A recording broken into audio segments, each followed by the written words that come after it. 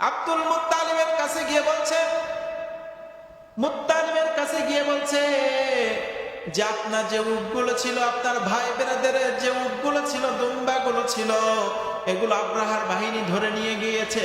সে কাবা ধ্বংস করার জন্য ওয়াদিয়ে অবস্থান করছে। আপনি কাবাকে রক্ষা করেন। কাবাকে কি? কাবা কার ঘর? আল্লাহর ঘর। আল্লাহর ঘর আল্লাহই রক্ষা করবেন। আব্দুল মুত্তালিব ছুটে গেলেন, কাবার চত্বরে চলে গেলেন। কাবার গেলাপ ধরে তখন আব্দুল মুত্তালিব দোয়া করেছেন, ওগো মালিক, সবল বাহিনী, আমি তো দুর্বল বাহিনী, তারা সবল হয়ে দুর্বলের উপর আক্রমণ করতে এসেছে, এই কাবার উপর আক্রমণ করতে এসেছে। ওগো মালিক, আমার ভেড়াগুলো, উটগুলো, দুম্বাগুলো আব্রাহার বাহিনী ধরে নিয়ে গিয়েছে।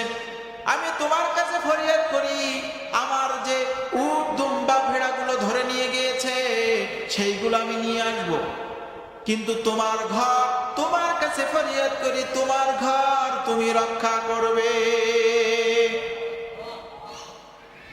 আব্দুল মুত্তালিব চলে গেলেন, আব্রাহার কাছে গিয়ে বললেন, দায়িত্বহীন ভাষায় আব্রাহার সামনে গিয়ে বললেন, হে আব্রাহা, আমার যে উট, ভেড়া, দুম্বাগুলো তোমার বাহিনী ধরে নিয়ে এসেছে সেইগুলো ফেরত চাই।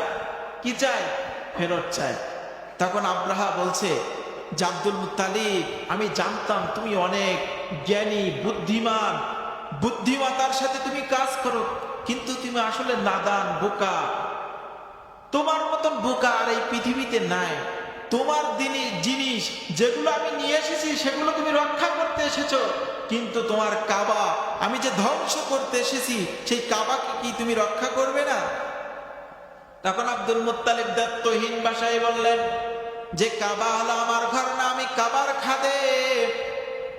আর যে উট, দুম্বা, ভেড়াগুলো আপনি ধরে নিয়ে এসেছেন এইগুলোর মালিক হলো আমি, এই জন্য এগুলো আমি আপনার কাছ থেকে নিতে এসেছি, কিন্তু যার ঘর আপনি আক্রমণ করতে এসেছেন সেই মালিক, সেই রব, সেই রিজিক দাতা, বিধান দাতা, আইন দাতা, তিনিই তার ঘর রক্ষা করবেন। আল্লাহু আকবার বলবেন না?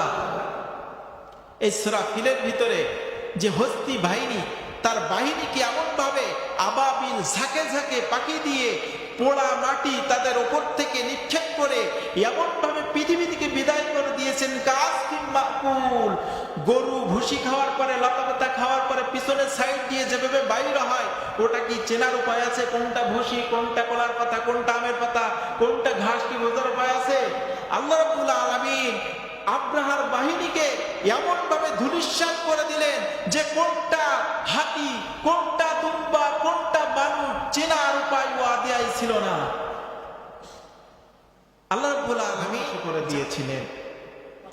এবার আসেন যে মূল আলোচনা, যে আয়াতটি আমি তেলাওয়াত করেছি সূরা সাফের, ইউরিদুনা লিউতফিউ নূরাল্লাহি বিআফওয়াহিহিম ওয়াল্লাহু মুতিম্মু নূরিহি ওয়ালাউ কারিহাল কাফিরুন। আল্লাহ তাআলা বলছেন, আমার এই কোরআনটাকে যারা নিভিয়ে দিতে চায়, আমার এই আলোটাকে যারা নিভিয়ে দিতে চায়, ওরা জানে না, ওরা যতই এই আলোটাকে নিভিয়ে দিতে দেওয়ার চেষ্টা করবে, আমি এই আলোটাকে আরো উদ্ভাসিত করে তুলব। সুবহানাল্লাহ বলবেন না?